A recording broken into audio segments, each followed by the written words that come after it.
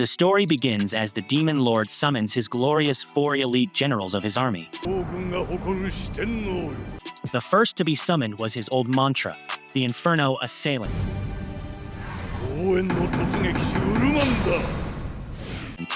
The second is Gnome the Bastion.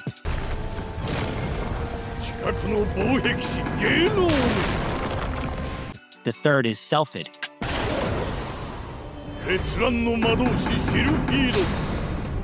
The Archmage of Storms. And the fourth is someone that the Demon Lord declares will become part of his army's strength and conviction. It is his newly chosen elite general that will help him conquer the world. He is a soul summoned from another world that will have powerful control over seas. The Demon Lord finishes summoning his elite general and announces the arrival of Dennosuke, the overseas manager. Uchimura Dennosuke! Hi? A quick flashback shows that Dennosuke considered himself to just be an insignificant salaryman. He was filled with hope when he began his first job, but all that quickly went into the dumpster. Dennosuke started seeing that his colleagues were all getting promoted while all his work went unacknowledged. One day, this got even worse when he was given orders to transfer overseas. All his coworkers pitied him because he was sent to what is considered a graveyard for losers. Dennosuke tried to remain positive, but he quickly found that the power plant he was sent to was a mess, and the hierarchs didn't care. There was a shortage of equipment and manpower, but his boss told him that they couldn't waste more money. Dennosuke lost several of his workers, but he always believed that he could make things work, so he continued to work hard. The challenges were chipping away at his life, but eventually things improved and the workers came back.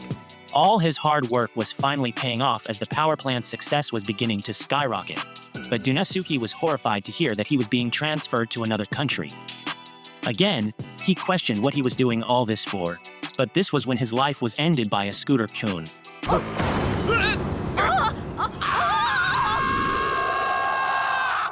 Back to the present, Dennosuke freaks out after realizing that he's now in another world. He's shocked to learn that someone knows his name, and the Demon Lord reveals that Dennosuke is one of the elite generals of his army. Now he is the great overseas manager. The Demon Lord has done a review of his entire work history, and he was very impressed by it.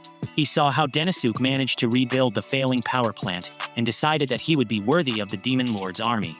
Of course, Dennosuke is confused and terrified because joining the Demon Lord's army is not a career path he ever considered.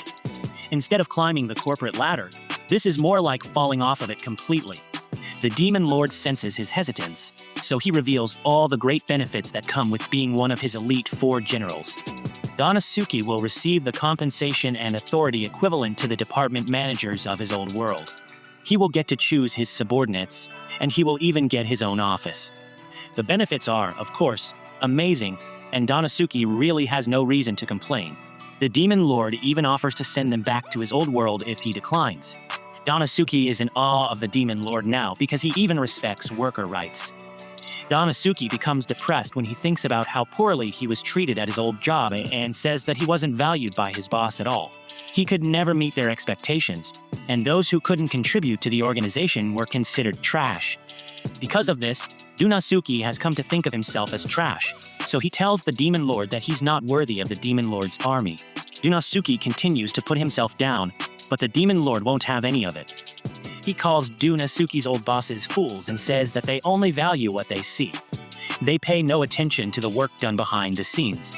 Having observed Dennosuke's work, the Demon Lord believes he can fully unleash the salaryman's potential. He says it's not up to Dennosuke to determine whether or not he is worthless, nor is it up to his old bosses. The Demon Lord says that it is he who will decide this because he's the one that needs Dennosuke. He then explains that the salaryman has 2 options: have his life ruined by working for fools, or serve the Demon Lord and aim for this guy. Dennosuke isn't sure about what to say. He's interrupted by Almandra. She has an objection, and she can't see how a weak human will be able to serve as one of the 4 elite generals. The others object as well, 私も反対です。人間風情には土台無理かと。この人たちの言うと and Dennosuke agrees with them. The Demon Lord shows his great leadership as he takes their options into consideration, and Dennosuke is shocked when the Demon Lord decides to test him. Dennosuke desperately tries to explain that he has no powers, but the others are fired up by the idea. Almandra has heard that humans from other worlds have special powers, and she wants to see it. She tests Dennosuke with her most deadly blow, and he realizes that his death is inevitable. Luckily for him, the Demon Lord stops a crazy fire girl. She angrily wants to know why she was stopped, so the Demon Lord reveals that Dennosuke just fainted from shock. It's pretty clear that he's just an ordinary human, and the Demon Lord explains that Dennosuke doesn't have any powers. Of course, this makes the other's object even more, since an incompetent human will never be accepted by an army full of powerful monsters. There is a power struggle between demons and demi-humans of the army, and Dennosuke would get eaten alive. Noam blames the demons for the power struggle, but Old Mandra blames the demi-humans. There is a clear struggle among the ranks, but that is exactly why the Demon Lord wants Dennosuke to join them. He doesn't want Dennosuke for his power, he wants them for their resourcefulness. Just and Dennosuke regains consciousness while still thinking about how Almandra's kick will destroy him into smithereens. The Demon Lord says that Dennosuke doesn't have to worry. He doesn't want Dennosuke for any physical abilities, and he will give the Salaryman a fitting exam. This is still pretty terrifying as Dennosuke realizes that this is an otherworldly entrance exam. The Demon Lord goes into details and explains that his army is trying to make pacts with several tribes surrounding their land. Unfortunately, negotiations with one tribe in particular aren't going so well. That is why Dennosuke's exam will be to successfully make a pact with the Minotaur tribe. With Dennosuke's great negotiation skills, he must gain the Minotaur's trust and welcome them into the demon army. Dennosuke is shocked by the sudden change in his life, and the Demon Lord tells him to ask Almandra if he has any questions. Unfortunately, Almandra doesn't like him very much, and she is sure that Dennosuke won't pass the exam. Of course, our boy is lacking in the confidence department, and simply considers himself to be a useless salaryman who can't use magic and has no special abilities. However, he has never worked for someone that actually needed him, so Dennosuke really wants to live up to the Demon Lord's expectations. Just then, they arrive at the room where the Minotaur chief is staying. Dennosuke is terrified by what the huge door means, and Almandra warns that Minotaurs are ferocious. She tells our boy that he needs to be cautious or he will be trampled to death and turned into a human carpet. Dennosuke tells himself to do his best, but that all falls apart when he sees how terrifying the Minotaur is.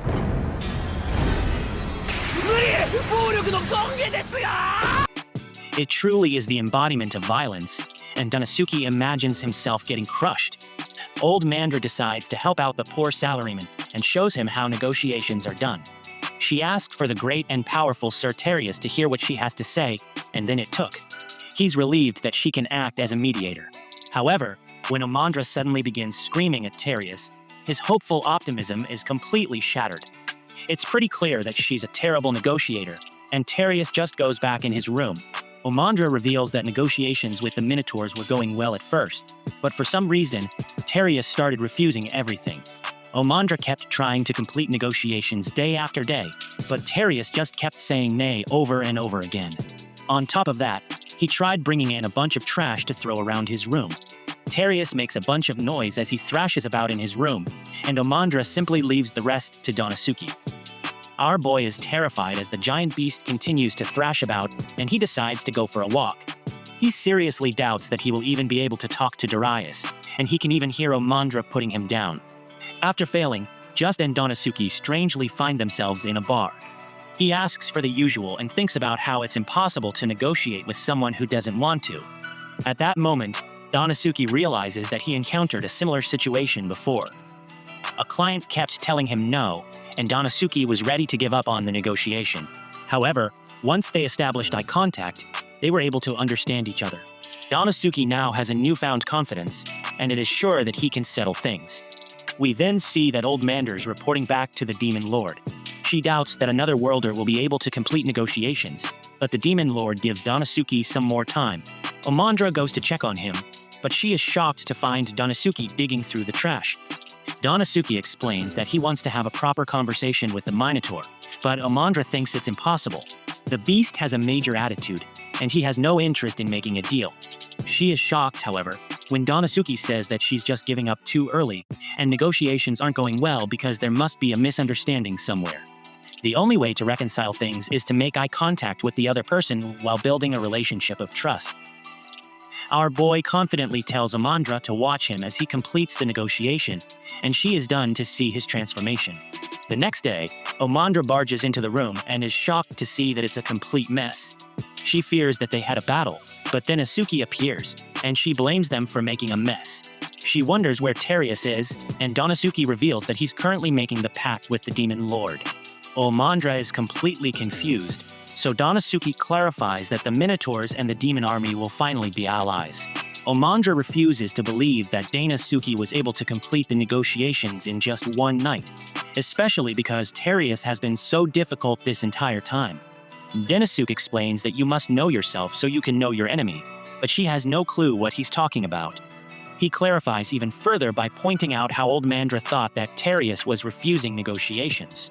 She thought he was because he just kept saying nay to everything. Dennosuke explains that the Minotaur actually thought the talks were going well. What helped Dennosuke figure out the problem was his experience from someone telling him no over and over again. No matter what Dennosuke tried, he couldn't convince this corporate boss to agree to the negotiations. The more he discussed details, the more emotional the guy became. It wasn't until Dennosuke was ready to give up that the guy decided to shake his hand. It turns out that the guy just liked to have lively conversations and wanted to hear as much detail as he could. In some countries and cultures, being emotional and passionate is good. That is where the misunderstanding came from. When Dennosuke looked Terius in the eyes and really talked it out, he found out everything. Terius was just being passionate, but Amanda took it as him wanting to fight. That is why he got even more upset when she threatened to end the negotiations because of his behavior. Also, it's common courtesy in the Minotaur tribe to bring hay into the room when staying over. The kind Minotaurs do this to make sure they don't break the house bed since they have such big bodies. His hay was mistaken for garbage, so Terius had to sleep on the floor, and he was sleep deprived. He was really frustrated, so he couldn't convey his feelings in a way that Amandra understands. Amandra realizes that she failed to make an effort to understand Terius, but Terius participates in the blame as well. The two apologize to each other, and Terius thanks Dennosuke for everything. As they say goodbye, the Demon Lord explains that the successful negotiation was thanks to Dennosuke's talent, his ability to pick up on things that people normally wouldn't. The Demon Lord says that Dennosuke passed the test and welcomes him as a new member of the 4 elite generals. Old Mander no longer doubts the Salaryman, and the Demon Lord tells him to hold out his arm. The Demon Lord gives him a bracelet and says that it will serve as proof that he is one of the great generals. The Demon Lord has full trust in him and tells Dennosuke to do what he thinks is best and to do what he believes is right. After Dennosuke thanks the Demon Lord, Amandra raises her arm to him. She's furious when he doesn't know what she's doing, so she tells him to raise his arm back. Dennosuke does, and the two formally say their titles to each other. Amandra explains that this is how her clan welcomes new friends, but she goes back to her old self as she tells them that she has some fully acknowledged him yet. The two run off together, and the Demon Lord thinks about how a group that complements each other will also grow stronger together. Unfortunately, his army is still immature and incomplete. However, Dennosuke will be their light, and his brightness will lead the army so they can truly shine later. Dennosuke still can't believe that he was brought to a new world, but he's even more amazed to really have his own office. He was brought to a small country, but the chain of command and the Demon Lord's army are organized well. Dennosuke has a lot of anxiety about his situation, but the Demon Lord was the only one who's actually ever acknowledged him. Because of this, Dennosuke has no choice but to do his best. In an effort to initiate his day with a breath of fresh air, he is confronted with a swarm of frightened bats. Dennosuke plans to take his new job very seriously, so this means behaving with proper etiquette. To accomplish this, he will have to formally introduce himself to the other generals. Selphid is first on the list, but Dennosuke is told that Selphid has been absent for quite some time now. Her assistant Belinda says she will pass the message along and shuts the door, and our boy Dennosuke refuses to be discouraged, so he moves on to the next general, but old Mandra interrupts him. The Demon Lord has summoned him because there's a new work order. This time, it's a merger negotiation with the Ogre tribe. The Demon Lord's army is an emerging force, so in order for them to stand equal to the greater powers, they need to cooperate with the Demi humans. Amongst the Demi many humans in the area, the Ogre tribe is especially influential. They have a military force that is just as powerful as the Demon Lords, and it acts as a leader to the surrounding races. However, because of this, they are wary of the Demon Lord's army. An alliance would be very beneficial for the Demon Lord, but the ogres could become troublesome enemies as well. The Demon Lord wants Dennosuke to really understand, so he compares it to a merger negotiation with the competing business. Before Dennosuke's rival, there was no being suited for this task because of how important it is. However, the Demon Lord is certain that Dennosuke is capable of this task. He instructs the Salaryman to demonstrate his ability to the fullest so he can convince the ogres. Dennosuke is pleased when Omandra offers to escort him, but she says it's only because she worries when she's not with him. Before they leave, Dennosuke would like to meet with Gnome, the other general. Gnome leads the demi-human forces in the Demon Lord's army, and she might have valuable information because the ogres are also demi-humans. Omandra refuses to tag along, and so she needs to make the preparations for their travels anyway. Outside, Dennosuke is amazed when he sees some training going on. Gnome compliments her troops on the rapid improvement, and she gives them a break. Dennosuke can't believe how organized the demi-humans are, and he can clearly see how their morale is very high. Gnome being able to command such a large group is also very impressive. Dennosuke finally gets to introduce himself, and he explains that the ogre tribe will be his next target. Gnome explains that their chief is a really tough opponent because of his bravery and boldness. He is seen as a ruthless dictator, but Gnome says that Dennosuke will soon see for himself. Gnome takes a very serious tone, and she tells Dennosuke to get something out of her face, and her subordinates become uneasy when a demon is nearby. Dennosuke has no clue what she's talking about and is shocked to find that a very angry old man is behind him. She says that she's worried about him, but quickly corrects herself to say that his slow butt was taking too long. Gnome tells Dennosuke to get that thing out of her face again, but this just makes the girls argue. Later, Dennosuke and Omandra are told to wait for the ogre chief's permission outside their gate. Tensions are high, and Dennosuke realizes that this is just like his previous job. It's evident that the negotiation process has already commenced prior to reaching the table. Dennosuke explains to Omandra that throwing off the other party by making them wait is a common negotiation tactic. It's of utmost importance to remain calm, but Omandra is tired of being toyed with. Jest and the two are allowed to enter, and Omandra tells the Salaryman to not let his guard down. The Yogurts are an exceptional race, and their power is comparable to that of the demon army. Omandra reminds him that their biggest concern will be the chief himself, named Ogre. Dennosuke can only wonder what kind of beast the chief is as they enter his room. Ogre is fearsome looking, and he interrupts old Mandra's introduction. The rude ogre calls her a wench and tells her to stop yapping so much. He declares that as long as he lives, he won't allow her to speak, respond, move, or do anything at all. Omandra silences herself, and Dennosuke is shocked to see his short-tempered friend holding herself back. Omandra is the next to be shocked, however, as Agori assumes that they are here to surrender to his army. The cold-blooded chief accepts their surrender, but only if they bring him the Demon Lord's head. Oh man, just ready to go off on this guy. But Dennosuke just manages to calm her down. Ogre continues with his insulting suggestions, but luckily Dennosuke steps forward. He calmly thanks Ogre and says that they will take some time to think about the offer. Outside, Omandra lets out her anger and cusses out the chief. Dennosuke tries to calm her down, and he explains that this is what Ogre wants. His aim is to make them angry, so the negotiations fall apart. Omandra is shocked by Dennosuke's foresight, and he explains that Agare has no intention of negotiating.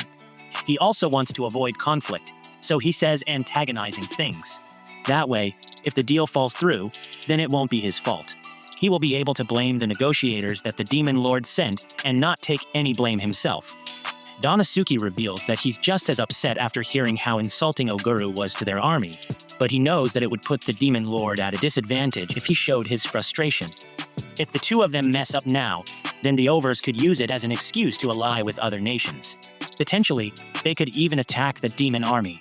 It's clear that there's no room for negotiations right now, and trying to force it might harm the relationship. Omandra apologizes for losing her cool, but Dennosuke says that he's glad she was there. If she wasn't, then he would have been the one to rage out. Unfortunately, they still don't know what to do about Oguru's unwillingness to negotiate, and the girl from earlier introduces herself as a Gray's daughter named Oyulu. Omandra assumes that she's there to fight, but Oyulu reveals that she actually wants to drag her father down from his throne. Ayulu takes them to a food cellar and reveals that the ogre tribe has run into financial problems. Their tribe no longer has the influence they once had, and some other people are even struggling to find food. Omandra shocked to see the true genius of our boy, as he already had an idea that this was happening. He realizes something was off when he saw that the guard's armor seemed dilapidated and the castle was dim and lifeless. This is something he saw in his old world when large companies were on the decline. The top-down management style done by one person works well because the chain of command is simple. However, once it breaks down, it's hard to fix. Lulu acknowledges that that is exactly what's happening.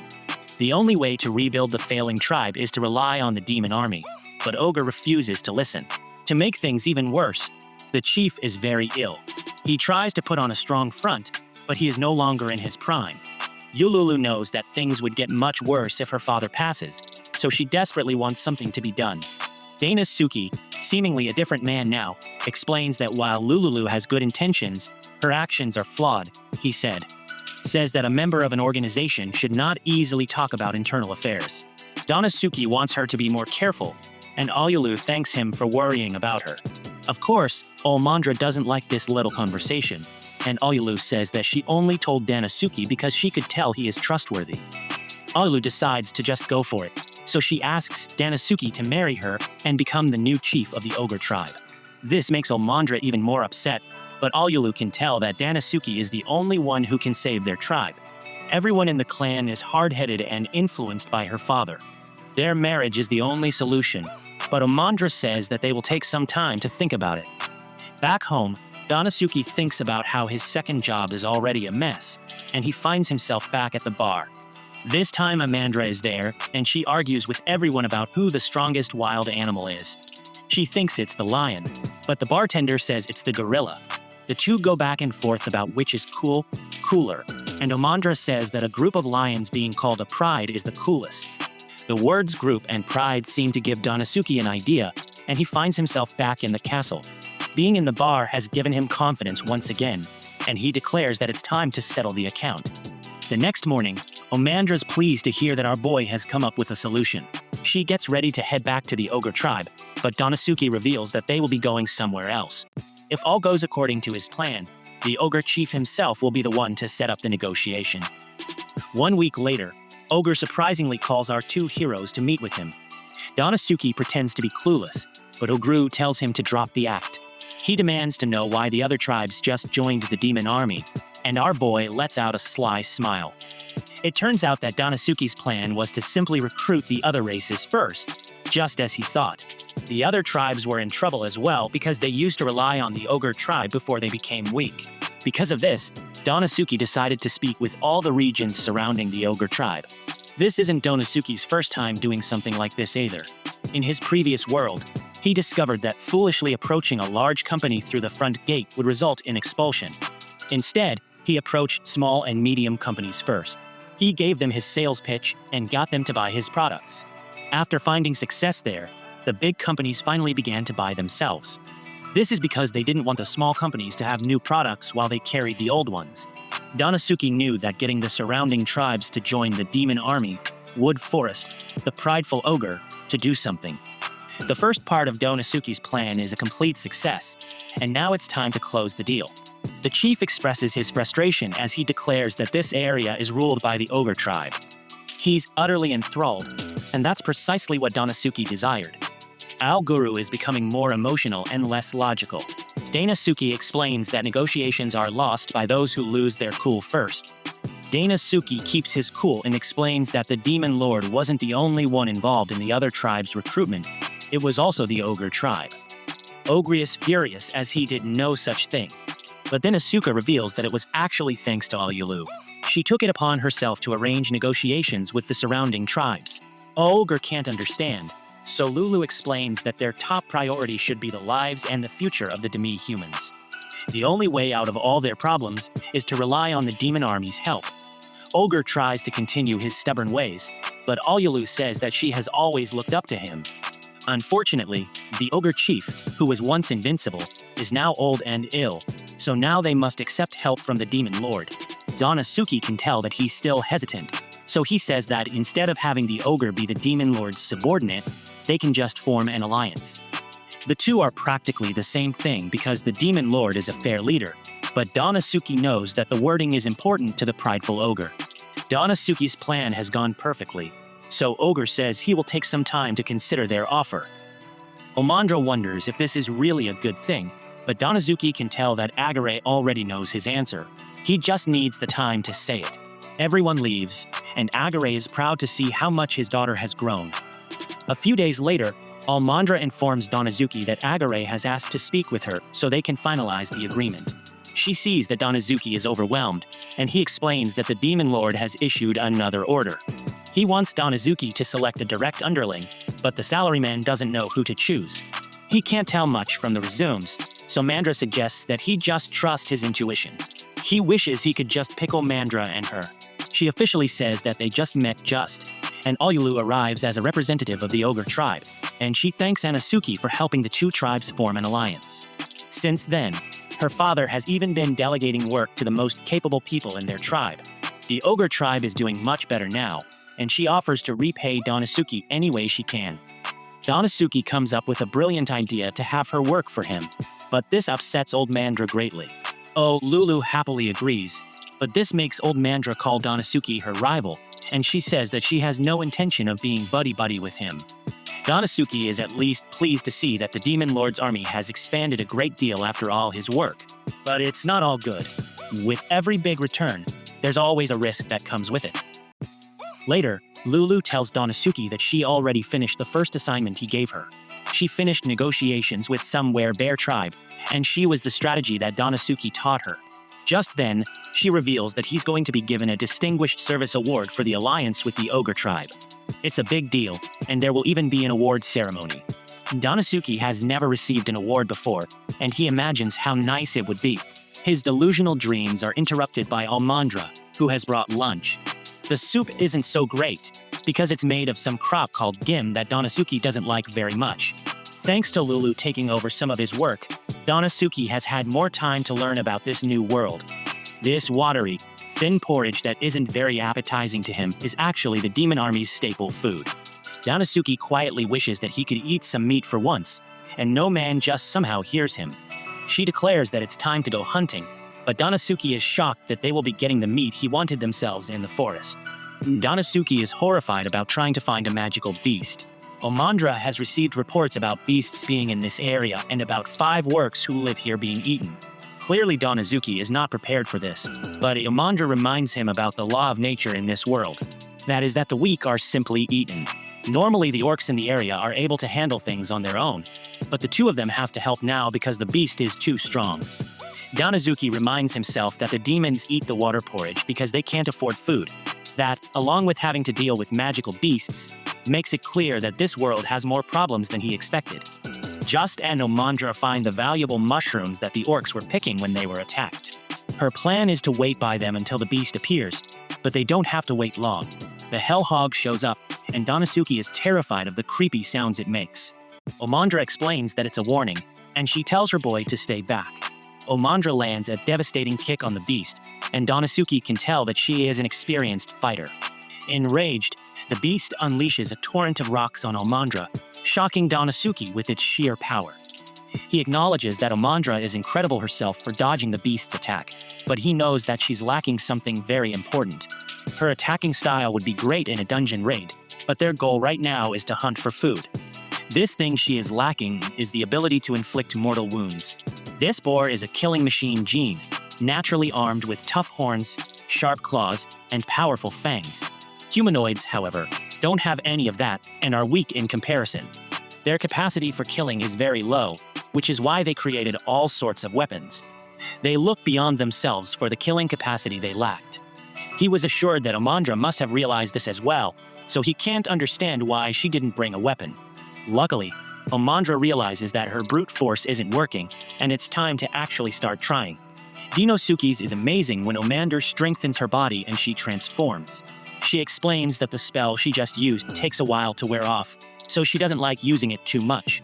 It can't be helped, so she tells the beast to come at her. The board accomplishes this task, but Dennosuke is shocked when she halts it. She knows that she has to be careful, otherwise, she might cut its stomach open, leaving it inedible. Because of this, she does some crazy move where she snaps its neck while holding it in the air. The board is completely defeated, and Dennosuke is stunned to see what demons can really do. Omandra declares that it's time to feast, but Dennosuke doesn't have much of an appetite after what he just saw. Later, the orcs thank Omandra, and she tells them that they will all feast together. Dennosuke can't believe that they're all so happy to eat a beast kind of similar to them, and one of the orcs has already started breaking the beast down. Dennosuke is impressed that Omandra can cook too, and she plans to show him the nation's best meat dish. All Dennosuke has eaten since coming to this world has been gimbap, so he can't wait to eat the meat. That Damon girl explains that she will be cooking it on an open flame, so Dennosuke imagines her using a grill. This isn't what she had in mind at all, however. Actually just cooks it with the fireball. It doesn't look appetizing at all, and to Dennosuke, it looks more like a mysterious burnt object. Amanda insists that he give it a try, and Dennosuke is horrified by how terrible it tastes. The bitterness and harshness spread throughout his mouth the moment he bit into it. The oily meat juices flowed out and clung to the inside of his mouth. The poor cooking technique is to blame, and Dennosuke wasn't prepared for this amount of isekai culture shock. Dennosuke finds an oven they can use, but Omandra says there isn't nearly enough salt to improve the flavor of the meat. Dennosuke comes up with a great idea and tells everyone to leave the cooking to him. He explains that he won't need too much salt, and all he needs are some edible mushrooms. A while later, Dennosuke reveals that his grilled borscht with mushrooms is finally done. Amanda is the first to test it, and it's so effective that it tears apart all her clothes. Thankfully, it doesn't have the same effect on the Yorks, but they agree that it's delicious. They can never get the borscht to be this perfect, so Dennosuke teaches them. He explains that boar meat is gamey, so it's important to soak it in water and wash away the blood. It has a lot of fat as well, so he cooked it slowly and away from the flame to avoid burning and to remove the excess fat. He can reduce the gaminess in the soup even more by shortening the cooking time. Amanda wonders if being such a good cook is something a demon general should be proud of, but Dennosuke thinks it is. It is said that people can judge how rich or poor a nation is by looking at its eating habits. Having lots of resources makes it easy to use trial and error, and naturally, that leads to building knowledge. Amanda's insulted. He's saying that their nation lacks knowledge because they are poor. However, she says he is right. Compared to the surrounding powers, their nation is small and weak, so much so that their people don't have enough to eat. Omandra is determined to change that, however, as that is the role of the elite generals. Dennosuke concurs with her, and Omandra is astounded that he has prompted her to contemplate all of this based on a single meal. They prepare to head home in the dark, and Omandra shows them the light source they will be using. She thinks that magic is inaccessible to demihumans and usable only by demons. Dennosuke remembers how the demihumans were training in combat and realizes that it was because they can't use magic. Dennosuke wonders if Sylphid is a demon or demihuman, but Omandra doesn't actually know. She is known as the Archmage of Storms, however. Omandra assumes that she has to be a demon. For some reason, Sylphid never attends a leap for meetings, and she's the only one who joins them remotely. As they head home, Dennosuke's impressed by her magic, but he remembers how she said it was inconvenient. She changes her body using magic, but the time to return to normal is a drawback. The genius Dennosuke explains that it would be more efficient to equip herself with weapons right from the start. Similar to cooking, starting an oven ahead of time will help keep food from burning.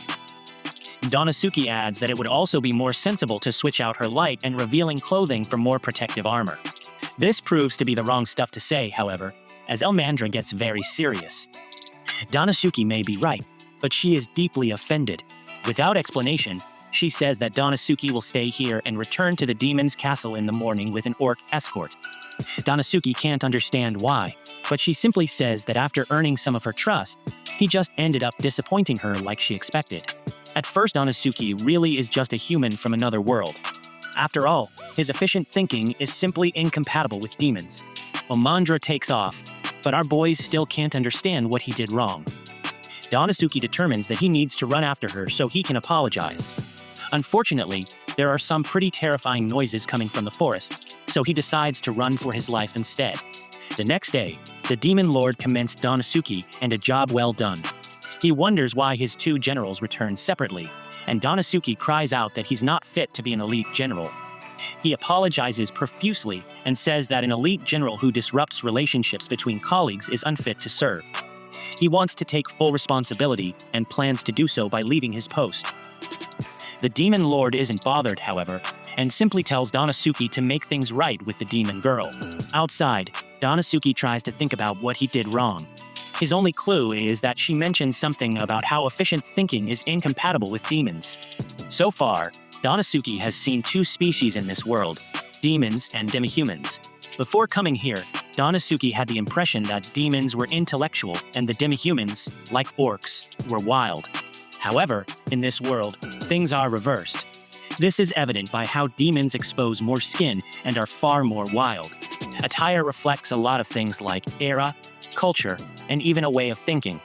Dennosuke wonders what her thinking process is and links it back to the pride she had towards her magic. Dennosuke desperately searches a history book for the answer and finds it. It turns out that for demons, a beautifully trained body is a source of pride. This is because a strong body is required to increase one's magic power. The stronger they get, the more magic power they have. Dennosuke realizes that this is why demons wear skimpy clothes. It's to show off their magic power and their pride. He is horrified when he realizes where he went wrong. By telling her to cover up with some more armor, he was actually rejecting who she is as a demon. It was a total misunderstanding of culture, and it's something he should have remembered from dealing with Terius. Dennosuke has realized the truth of this world, but he has no clue how he will reconcile things with all Amandra. Elsewhere, Lulu is startled by something, and she fears that it's an evil god, but it's actually just a very upset old Amandra. Amandra cries out that Dennosuke hates her, and she doesn't know what to do. She cries in Alulu's arms and says that Dennosuke didn't compliment her shredded physique. Alulu calms her down and explains that Dennosuke's values are just different from theirs. He doesn't think that exposing skin is a good thing, but Amandra says that's ridiculous. It makes her wonder what he thinks of her, and Alulu says he must think that she's addicted to developing plot. Amanda is shocked, and she realizes that all the ways she has tried to show off so far were actually working against her. She can't handle having made such a big mistake, and she turns to Yululu for advice. Yululu explains that Dennosuke actually told her something the day she started working for him. He said that he would like her to conduct herself freely and not fear mistakes. She had a tendency to worry too much, so he just wanted her to work freely and talk to him about anything. This made her realize that she could trust him, and so can Amandra. Back at the mysterious bar, Dennosuke enjoys a perfect meal. He can't get enough, and the chef explains that it's homemade. Dennosuke has never seen him smile before, but this gives him an idea. Clicking his head, he has decided that there's no need to overthink it. It's important to understand the other person's culture, but there is something else that's more essential. Our two heroes rush to find each other, and they finally do. Dennosuke has realized that the single most important thing is to honestly convey his feelings. Dennosuke doesn't waste any time and yells that he thinks Amandra's body is amazing. At the same time, Amandra screams that she's not addicted to developing plot, and she just wanted to be complimented. With that cleared up, Dennosuke says that he always wanted to compliment her physique, but he has a limited vocabulary. Dennosuke apologizes for insulting her culture, and Amandra is impressed that he did some research.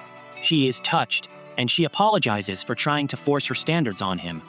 The two have learned a lot about each other, and Dennosuke wonders if it would make them strong partners. Amanda is flustered and believes he might be using a deceptive method to confess his feelings to her. Dennosuke is just glad to have things cleared up so they can continue working together. Later at the awards ceremony, the Demon Lord credited Dennosuke, the overseas manager, for making his army much stronger with all the alliances. It's only been a short time, but Dennosuke has accomplished so much as recognition of his success that the Woman Lord grants him a magic stone. Dennosuke is honored, but he explains that he could not have achieved all the success alone. Amandra then screams in shock as he turns to her, and Dennosuke declares that the jewel belongs to the both of them. He wonders if she will accept it, but Amandra shockingly calls him an idiot. Alulu is disappointed by what she's watching, as it's clear that Dennosuke is unaware. To the demons, a man giving a woman a magic stone is a marriage proposal. Amandra continues to rage out as she wishes that Dennosuke would be more romantic with this moment. Dennosuke, on the other hand, is completely clueless. Elsewhere, a mysterious person watches them. For some reason, she seems glad to see that Dennosuke has ingratiated himself with the Demon Lord's army despite his incompetence. Later, Dennosuke is called upon by the Demon Lord. It's a very serious atmosphere, so Dennosuke wonders if he did something wrong. Before the Demon Lord can even say anything, Dennosuke apologizes. He is sure that he's unfit to be a demon general, but he begs to be given another chance. The Demon Lord calms him down and explains that Dennosuke's low self-esteem is a flaw. The demon is actually very pleased with his performance, and Dennosuke thinks about how much he appreciates his new boss. The demon has called him today because he wants to know Dennosuke's opinion about the relationship between demons and demihumans. Dennosuke has learned that there's a large disparity between them. Demons have a huge advantage because only they can use magic, and it seems to make the demihumans feel inferior. The Demon Lord says that he is correct. The underlying problem is that only a few species can use magic. For this reason, Dennosuke's newest and seemingly impossible task is to come up with a way for anyone to use magic. This would fix the demihumans feeling inferior, but Dennosuke points out that he can't even use magic himself. The solution to this is the magic stones like the one Dennosuke received. As a reward, the Demon Lord gives him another one, but this one is blank, and he allows Dennosuke to decide how to use it. He also reveals that he will assign a magic researcher to him, and it will be still fed, the Archmage of Storms. The Demon Lord has already arranged it, but he warns Dennosuke not to take the formidable mage lightly. Nearby, we see the little manager is watching him. She looks at what Dennosuke gave her, and she assumes that he must want to settle down with her.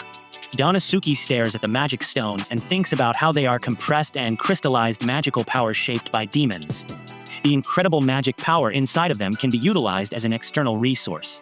Alyulu points out that he's been working tons of overtime recently, so she recommends that he leave early today. He asked her if the magic stones could allow demi-humans to use magic power just like the demons, and Lulu thinks it might be able to. However, she says that using magic actually takes skill, and simply having power isn't useful on its own. This makes Dennosuke realize that he will have to do some serious magical research to do this. He will have to overcome his fear and visit Sylphid. When he arrives at her room, Belinda is there again, but she has no clue who he is.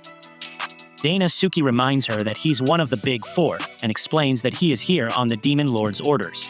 Belinda apologizes because Sylphid isn't there, but Dennosuke says that the Demon Lord scheduled this meeting for them. Belinda refuses to repeat herself and simply asks Dennosuke to leave.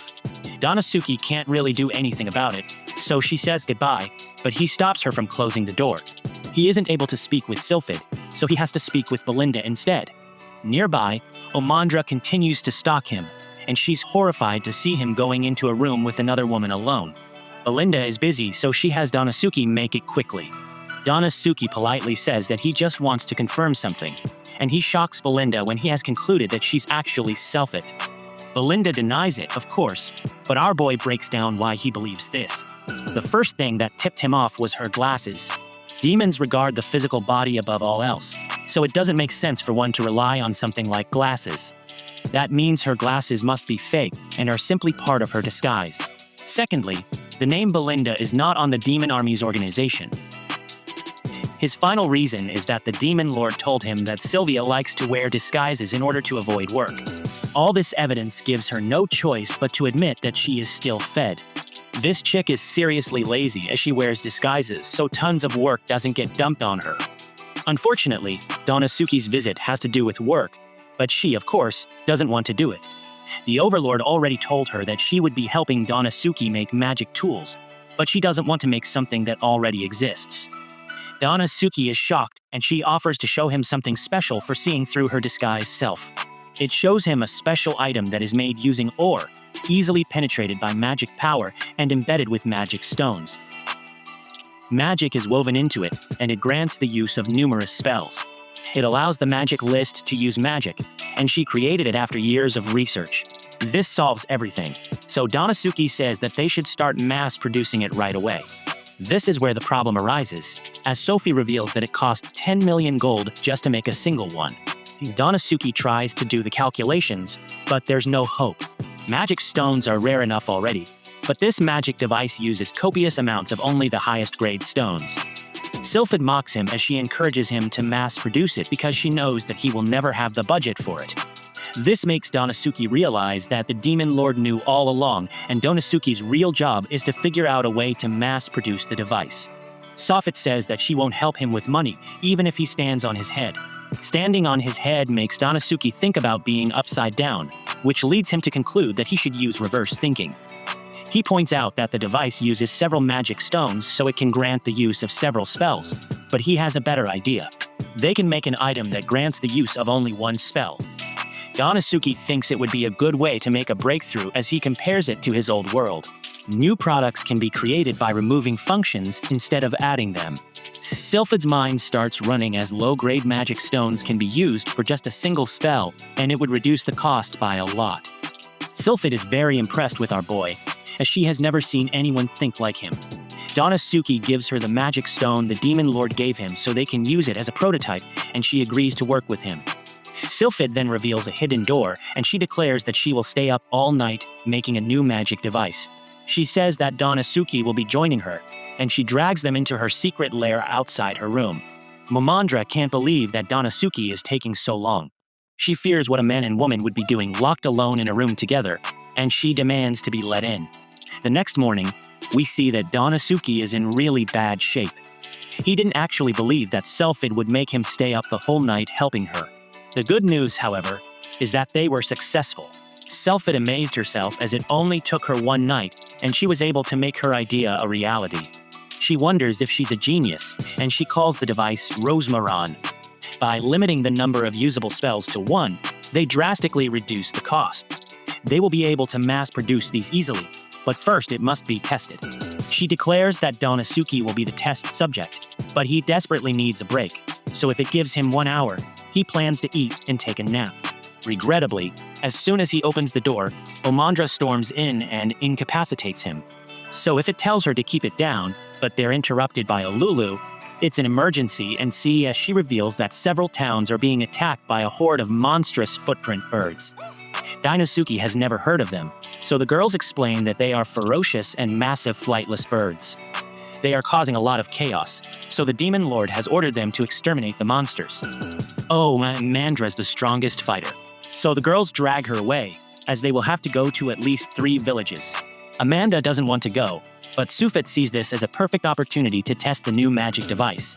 She takes Dennosuke to the ideal testing ground, but he reminds her that they're there on orders to exterminate monsters. Sylphid knows, and she sets the device to grant the use of the simple fire spell.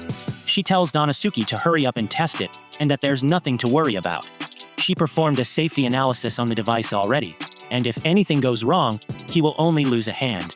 Dennosuke prepares to use it, and Sylphid explains that the sound it makes is just the activation sound. Sylphid instructs him to imagine that the stone is part of his body, and to gather the flowing power into his right hand. He simply needs to embrace that it's natural, just like holding his breath. Dennosuke manages to cast a fireball, and he's shocked that even he can use magic. This is only the first part of the test, however, as Sylphid now wants him to enter combat with the footprint birds. Of course, Dennosuke is horrified as he has never been in battle before, but Sylphid tells him to hurry up and fire the spell before he gets trampled. Dennosuke amazes himself when he lands an attack, but the battle isn't over. He unleashes the barrage of fireballs and is ecstatic to see that with this magic device, even someone as powerless as him can be useful in battle. Just then, the device shuts off and Dennosuke is about to be deleted. Sylphid protects him at the last moment, so he prepares to go back on the offensive.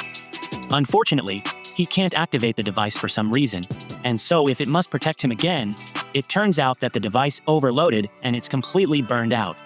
It seems that a low-grade stone won't work after all. They manage to drive off the monsters, but so if it declares that their experiment was a failure. Later, the locals cook up some of the birds that were defeated. Dennosuke thought that all demi-humans were physically strong, so he's surprised to see that there are some that are tiny. So if it explains that they're also pretty weak, they live in a meager existence, but they're always cheerful and kind just. And Sophie thinks about why she decided to make magic items. She left home when she was young, and some demi-humans helped her while she was wandering. They couldn't use magic and were living in poverty. So she began developing magic items because she wanted to help them. Unfortunately, when she became really busy with work, she forgot about that feeling. She lost sight of the meaning of her research. But now she is remotivated. She explains that researchers truly want to save the weak, so the two of them need to make sure that their plan succeeds. Luckily for them, they will have another chance as the birds will surely return. The question is, how will they exterminate the monsters without exhausting the low-grade stones? Jasta and Anasuki find themselves in the bar again. Oh man, just they're getting hammered, but Donasuke wishes she would savor her drink more. Donasuke feasts on some delicious organ meat, but he thinks about how they used to throw it away when its flavor wasn't well known. This serves as a reminder because depending on how you use them, even things that seem useless at first can be valuable. This gives him an idea. So when he returned, he had selfies. If she can make 10 more rosmarins tonight, she can make them, but says that she doesn't have the equipment required to improve them. Surprisingly, Donasuke says that they don't need any improving as they are just fine the way they are. Donasuke then says his trademark phrase as he declares that it's time to settle the account. The next day, Donasuke stands waiting for the army of birds and tells Sylphid to witness his breakthrough. With a snap of his fingers, Donasuke activates the 10 rosmarin that are scattered around the battlefield and the birds stop. For some reason, the rosemary makes a noise when it activates, and Donasuke noticed that the birds didn't like it during their experiment. Thanks to this noise, they're able to send the birds running. The best part is that producing this sound consumes practically none of the magic stone's energy. Harmful beasts can be driven off without even using magic, and the magic stones can be used for long periods of time without being consumed. It is a magical item that satisfies both the cost and efficiency requirements. It's so effective that it can even drive off hellhogs and wolves. Distributing the device to other villages will surely reduce beast-related damage and lead to an increase in harvested crops.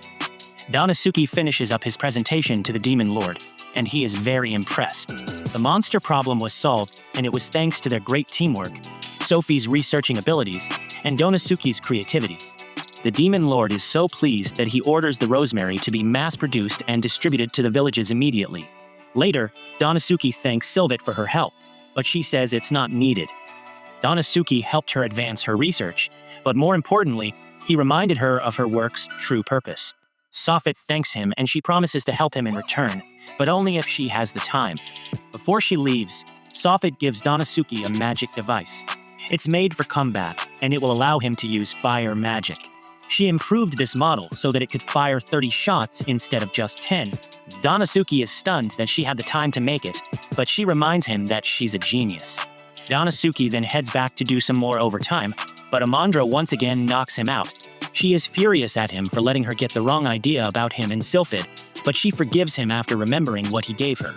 Amanda sees that he's unconscious for some reason, and she vows to take revenge on Sylphid for doing this to him. I appreciate you viewing my anime recap, Unruly Family.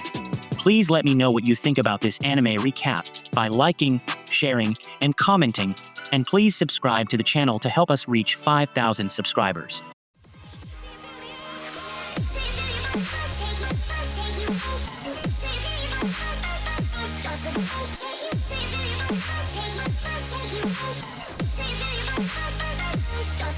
Take you